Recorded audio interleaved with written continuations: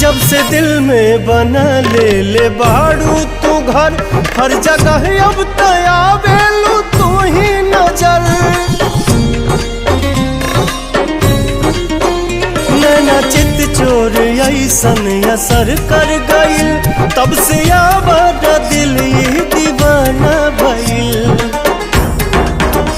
बोली लागेला जैसे सुगनिया, चाल में लागे फिर के हिरनिया ये धानी। लाली लाली बिंदिया त निंदिया ले भागल न दुनिया, पागल कइले बा। ये हो धनी जिया छछना